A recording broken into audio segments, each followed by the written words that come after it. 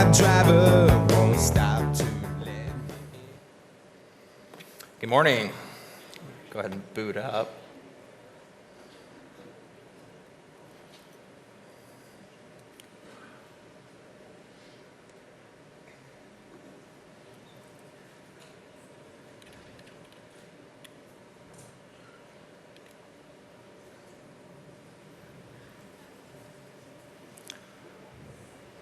All right, first of all, thank you so much for having me today. Very excited to be here in Switzerland, not just because it was my last launch here as a launcher at Uber, but also because I've got some personal connections to Switzerland myself. My mom actually grew up in Switzerland, in Bern, Switzerland, in the capital. Dad's American, so very exciting to be back here and kind of reconnect with old friends who helped with us launching here in Zurich a couple years ago.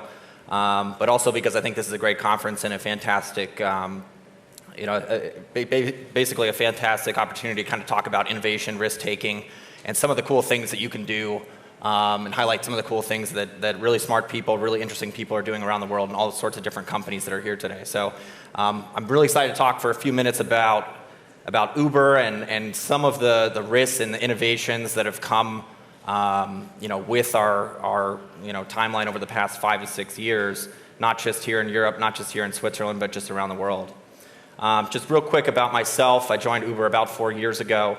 My original role at Uber was to launch cities. And so I left a career in investment banking and finance and went to Uber and started, kind of took a risk myself and did something completely different. My role was to move to a new city, started in the US, moved to Phoenix, Baltimore, Boston, New York, and basically the role was nothing more than don't come home until Uber is launched there and people know what it is and that they can actually use the product. So honestly, one of the coolest jobs I've ever had, and so I did that for about a year and a half, first half of which was in the US, second half in Europe, worked through a number of different challenges, regulatory crises and other things. And today my job is focused on process, on resource optimization, essentially scaling Uber across the world and finding out who's doing the best of something, be it onboarding drivers, be it driver safety, rider safety, making drivers more efficient, you name it. And once we found out one city that does it in the perfect way or in a new, innovative way, my job is to educate the rest of our 350 plus cities on how that's done and to make that just move more efficiently. So real quick, you'll have to indulge me a little bit here. I know a lot of folks here have heard about Uber before, but from my old launcher days, I kind of have to start at the beginning. And what is Uber? Very simple concept. Push a button, get a ride, right? The mission at Uber is to make transportation literally as reliable as running water. And the concept is super simple. You use the phone to book. Your payment information is on file, so the payment is automatic. It's efficient. There's no need to exchange cash at the end of a trip. You can simply exit the vehicle. You can track, the driver is automatically, the fare is automatically calculated by the GPS in the driver's application. And at the end of the trip, you have a chance to rate your ride. How professional was the driver? Did he or she use the most efficient route to move from A to B? And guess what? The rider also rates you. So little known fact, be on your best behavior. Real quick, a little bit of background from small to transformational in 5 years. What did Uber look like over the past 5 years? Well, we started in one city. You can kind of see it on the far end of the left-hand side of the screen. San Francisco was our first city launch. And in the next year, we launched in about 6 other cities.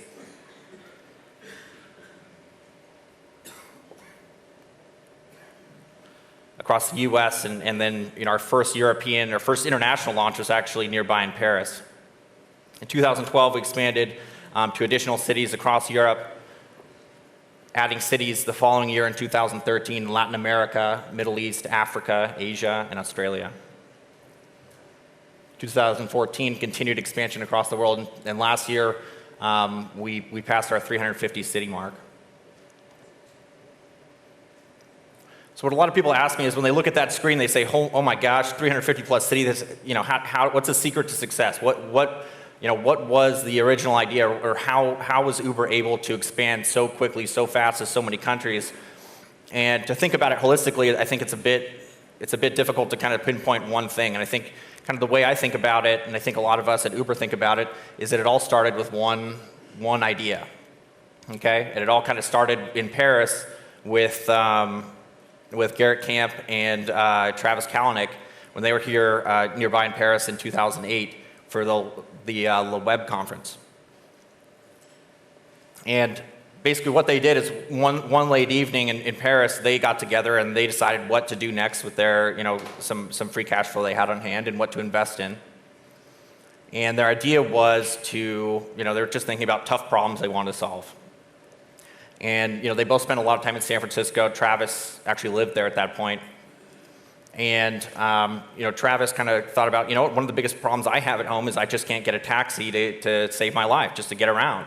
And I'm sure none of you have had that problem either, in your kind of personal experiences in cities around the world. So they saw that problem, and they also saw an opportunity, because if you look around San Francisco or any city in the world, you see a ton of underutilized CapEx. You're basically looking at dozens or hundreds or thousands of cars that, if anyone here owns a car, I own a car myself, 99% of the time that my car is sitting around, it's not actually being used. And they saw an opportunity, especially when it came to black cars. And specifically, they noticed that, if they looked at the chauffeur industry, most black car drivers spent most of their time not driving passengers. They were either waiting for their next reservation, or they were just simply off duty. Maybe they're waiting in an airport cell phone lot waiting for someone to land. And they figured that just didn't make sense. It didn't make sense for cars to be empty that much of the time, while there was also a transportation issue as well, and people couldn't get cars. So, that's kind of where they started. But I want to just kind of walk through four very high-level quick points about Uber. I think when people kind of pinpoint where did the success come from, where does the risk and innovation all come from, a couple things that are overlooked. First thing is there have been many fails. That's one of the things of kind of being on the outside is it almost looks like an iceberg. You kind of see the 350 plus cities, the 68 countries, and those big numbers, but oftentimes you don't see the areas where I screwed up and my colleagues screwed up and we tried something, we're like, oh no, on-demand hot cocoa at Sundance isn't actually a business thing that will actually hold water over time. At Uber, we have that culture. You're allowed, and in fact, you're encouraged to take risks and try things, and failure is okay. We hire people that like to experiment, like to test, and we celebrate and share failures broadly so employees aren't afraid to take risks and fails. Even our performance review feedback is one where you're required to say 3 things, like the bottom of 3 qualities about somebody so they can learn exactly where they need to improve the most. Third point I'd like to make, I think Uber does something interesting. Travis and Ryan in the early days of Uber, they created Uber in a way that had a very decentralized structure. We actually have brick and mortar offices in the vast majority of the 350 cities where we operate. And that basically means that we've got 350 plus laboratories around the world where we can test different versions of essentially the same product, in different ways and see which one wins. Most of our best ideas actually don't come from the top. Travis is full of great ideas, very creative ideas, but ultimately what we find is that city teams experiment here in Zurich, in Geneva, in Paris, around the world, all over the place, and oftentimes the best ideas actually come from their experiments and their fails. And then fourth, it all kind of started with one simple concept, right? One simple problem. It's hard to get a ride in San Francisco. The opportunity was basically looking at underlying CapEx. Sorry, is there any chance you can hand me one of the free waters there? Thanks. Appreciate it. Thanks. So let's talk a little bit about risk-taking and innovation in the context of Uber. Has anyone seen this photo before? Not a single person. This is basically where the idea started. On your left is Garrett Camp, original co-founder and investor of Uber. Travis Kalanick, our current CEO and co-founder, is on the right. This is them at the Le Web conference back in 2008 where the idea started. And it all kind of started with that one idea. Their first risk, that first step toward innovation, wasn't thinking, I'd like to revamp transportation around the world. It was actually very, very small. They just looked only at San Francisco, said, I see a problem, I see an opportunity, let's connect these 2 things in a creative way. And that's where they started. And they decided their first risk was to invest money. In fact, Travis didn't want to really be involved in the operations at that point. His first step was only as an investor. And so he was looking for someone to lead that idea. And one of the first things he did was he actually sent out this tweet looking for entrepreneurial product manager, biz dev killer for a location-based service, pre-launch, big equity, big peeps involved, any tips? And if you look at the timestamps on this is what I love. Literally 3 minutes later, Ryan Graves tweets, "Here's a tip, email me," and puts his personal email address on Twitter. And this is still up. And that's how Ryan Graves got the CEO gig at Uber. Today he runs operations and is one of my bosses. So that's Ryan today. Fantastic story about how Ryan took a risk. If you ask Molly, his wife, they were both living in Chicago at the time, so that was a huge risk, not just for him, but for her and the whole family. Both of them had to basically just throw themselves into this idea that was, not fully baked, something very new, move halfway across the country to do that. And over the next few months, Ryan assembled a very small team. He had 2 engineers. He had 1 intern. That 1 intern happens to be my boss today, Austin Geit. She's got a fantastic success story. And they launched Uber. And they ran a lot of experiments themselves. Austin tells me a story about how to get more riders. One of the things she did was she just printed out flyers with promo codes and walked around at a conference at the Moscone Center in San Francisco. Turned out that was a fail. That's not a good way to sign up riders. But it's something they tried. And they tried a number of experiments just like that. And I think the moment they knew that oh my gosh, this is starting to work, is when they had 4 concurrent rides in San Francisco. So you can actually see in this screenshot the 3 rides and the blue lines there that were ongoing, and then there's someone who's requested up north in North Beach in San Francisco there. And then that continued to grow. They kept experimenting with different ways to attract drivers, to attract riders. San Francisco eventually grew to something like this. This was a couple years ago. New York looks similar, just incredibly dense, a ton of trip volume at any given moment. London, you can kind of see what the sign-up growth looks like over time for a couple of our major cities, New York and San Francisco, both in the U.S. So let's keep talking about risk-taking. What else? That was a big risk that that Travis made with the original investment. Ryan by moving across the country and just throwing out a tweet 3 minutes later. But that I think by looking at how Ryan approached that, how he got that job as CEO originally and now runs ops, it kind of talks a little bit about the Uber culture and how we turn everybody into experimenters. And these are all different vehicle offerings from different parts in the world. Not all of these are available in every city, but I think if you look back in time, cities noticed that there were a lot of support tickets coming in from people who said, I'm riding, sometimes I ride with more than 3 friends. I want to go with 5 friends. I want to go out to bars, or I want to go out to a club, and we roll a little bit deeper than just me and 3 people. So they decided to put SUVs on the system, charge a slightly different rate. Drivers were happier because they were using a bigger car, spending more money on gas, and that would make up for it. And then, later on, they started realizing, not everyone wants to ball out in a black car just to get around. Some of us are okay with just getting in a Toyota Prius or a little bit something more economical.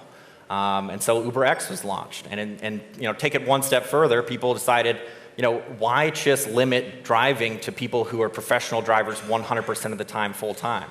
What if you and I could drive our own car, perhaps with a background check and an additional layer of commercial insurance on it? And that's kind of where Uber Pop came from, and where a lot of our drivers in the US on the UberX platform came from. And by kind of innovating and continually increasing the number of volume per trips, the volume of trips per minute, per hour, et cetera, you actually bring ETAs down. So today in Chicago, you can on average get a car, you press a button, 2.4 minutes later it shows up. Price cuts.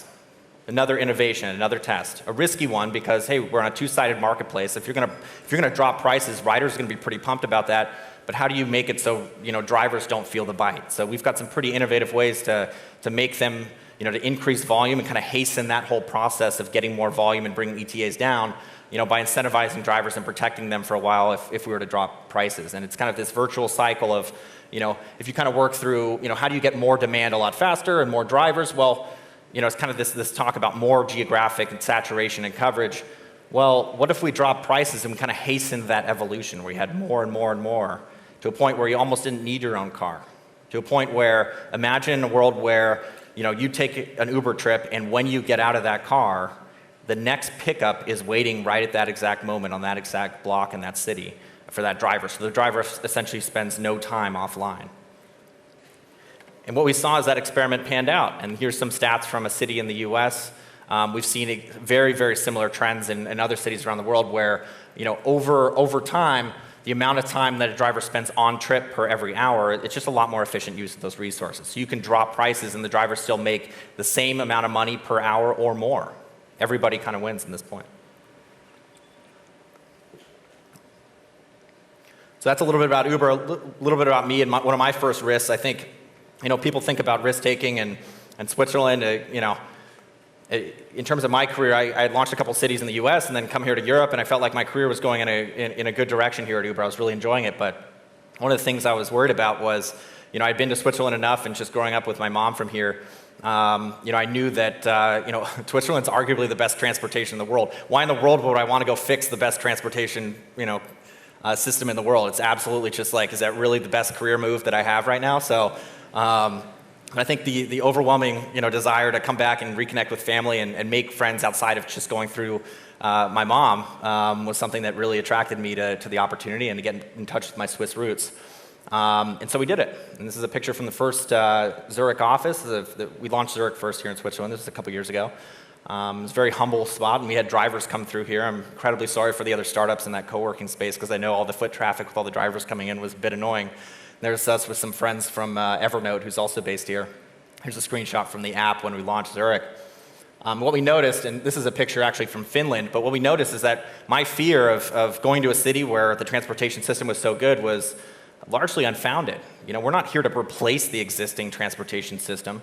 As you can kind of see from this, here's a little bit of growth, but as you can see from this diagram, we actually just augment and extend the public transport. Public transport can't necessarily go to every single spot, but oftentimes people just use Uber for that last mile, that last kilometer beyond the train station, beyond the tram system. It really depends on how strong the transportation system is there.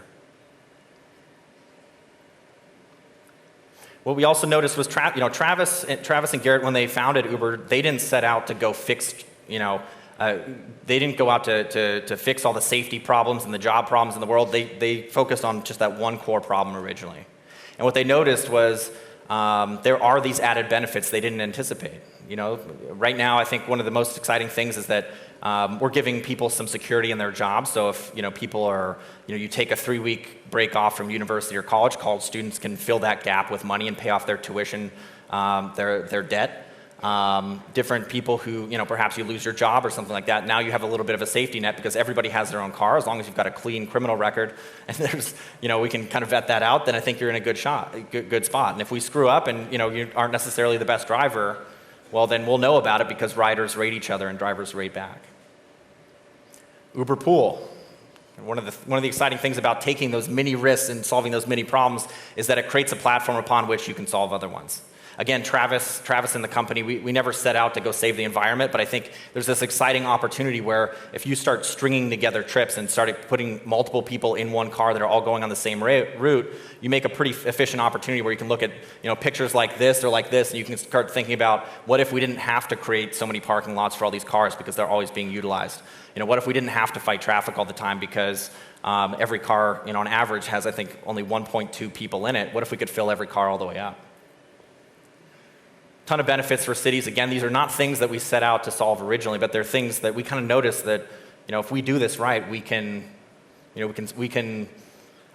have these added benefits. It's something that if we can get the rules to work in a lot of these jurisdictions where we operate, there are a ton of benefits for the cities, for the people that work in them, et cetera. Safety is another one of those areas. Adding technology adds transparency. You know who's driving you. The driver knows you. The right person's getting in the car. You're getting in the right car because you can see the license plate. That person's licensed and vetted. And it allows, one other new kind of experiment that I'll just introduce you to right now that we're trying in a couple cities that'll come to Europe hopefully soon is delivery. It's utilizing some of those networks of bike messengers perhaps in New York, or simply, doing a little bit more to make you more efficient in your own life. So, if you're delivering flowers, through your own personal small business, or you're too busy at work to go pick up a sandwich, we can utilize existing resources to do that. What I do want to end on is that I think, the key point isn't simply that there was one good idea that Travis had at the beginning, and then, that's it. One of the approaches I like to highlight at the beginning and kind of talk about a little bit more real briefly, just to close on, is that the theme of continued innovation and encouraging people at Uber to always try to make something better, always try to run tests is something that's really important. And one of the things we established last year was this concept of Uber Labs. And so there are a team of 7 PhDs that work for me in HQ, and their job is essentially to look around the world in operations and to find the people who, in any city around the world, are trying new creative things. And this team of PhDs, they're focused in areas like behavioral science, psychology, and statistics. And their job is not to run experiments themselves, it's just to empower the thousands of different operations folks here in Zurich, in Paris, in Beijing, San Francisco, all around the world to run experiments on their own. And that's one of the things that I think is really key to setting us up for success in the future. So, to the extent that you've got folks that, are looking for a role with Uber or want to kind of come in and try to experiment as well, the head of that group, Uber Labs, actually encouraged me to put her email up here. So if you'd like to email her and talk about opportunities or reach out and talk, I've got my contact information up here as well. More than happy to hear from you. Thank you so much for your time.